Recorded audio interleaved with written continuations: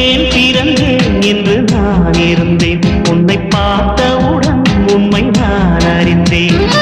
என் உயிரில் நீ பாதி என்று உன் கண்மணியில் நான் கண்டு கொண்டேன்.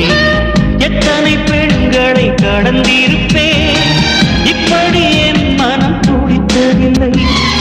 இமைகள் இரண்டையும் திருடிக் கொண்டு உறங்கச் சொல்வதில் நியாயமில்லை.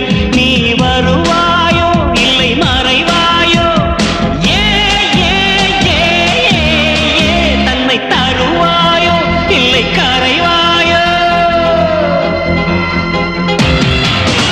உன்னை பார்த்த பின்பு நானாக இல்லையே.